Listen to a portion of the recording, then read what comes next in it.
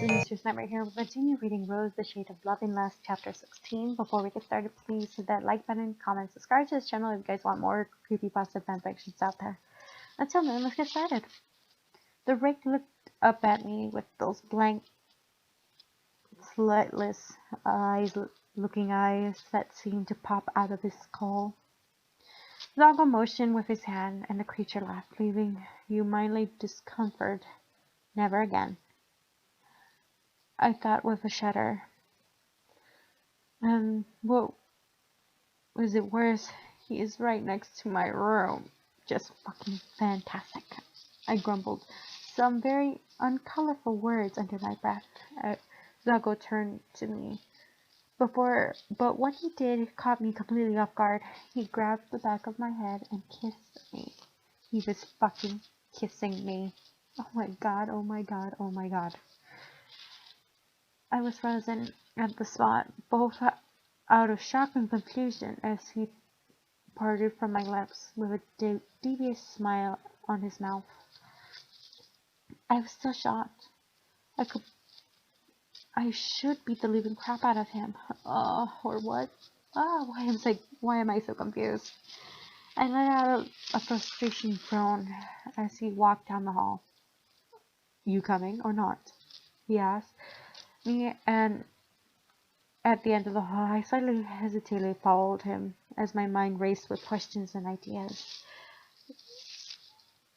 Why did he even care about me? Does he have a crush on me?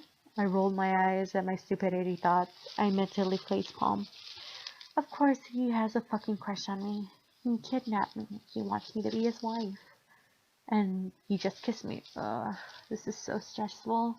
I rubbed my temples, hoping that the Fender and the others would come here soon. And here's the torture room, where if you or anyone under my rule betrays me, will end up here. Zaldo growled out. Due to my curiosity, I looked inside. A large iron maiden sat at the corner of the dark lit stone room with flames lit torches, a yellow-orange light on it that was like all the other torture room devices. My eyes wandered to a table with 4 restraints stripped on each and set of tools resting on them. Yep, I guess in the black stone table, dry blood was visible in the other tools. But still looking at the strap enough that if there was a small prick that made me want to bleed.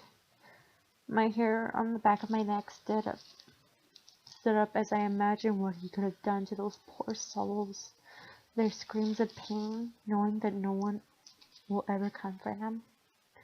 Sorrow, anger, fear, and confusion ran through my veins as I continued examining the rest of the stone floor. Chains lined the walls, along with several large knives and chains that looked like base to pull off someone's limbs.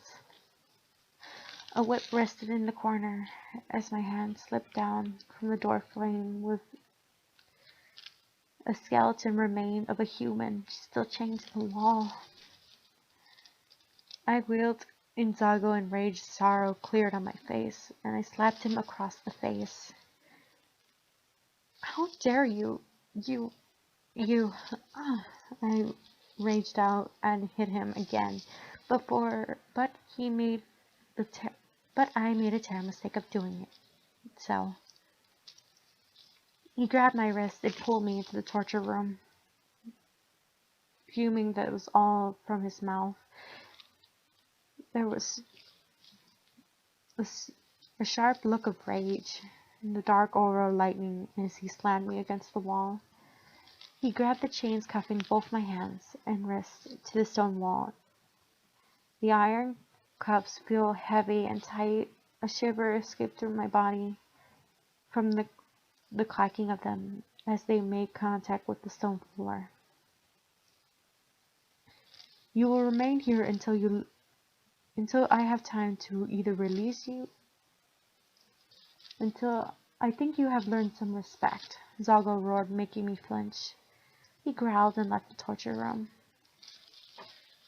I hope they come soon, I muttered under my breath as I looked back, sliding down the wall. A small puddle of blood only a few feet away from me, the smell of death and flesh making me want to vomit.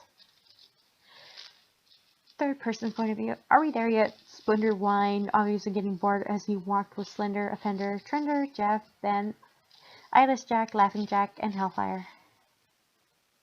The only strong killers were allowed to come. Slender shook his head. No, not yet. But children, be careful. Of Zoggl's realm. Slender warned as they reached the entrance of the land. I swear I will shred him. Offender growled as his normal confident cocky smirk has turned into a vicious snarl. Fuck off, Ben, Jeff yelled, gripping his knife in his hands, Ben flipping him off. Slenderman using his tentacles from the back hitting the both boys in their heads, which made them yell out, letting out a yelp. This is no time for fooling around. We must get ready. To get Skylar back, Slender commanded as he looked at his brothers. He nodded to them and opened the portal to the realm. Offender looked determined at the swirling dark entry. It's time to get my Skylar back. And then they all stepped through the portal.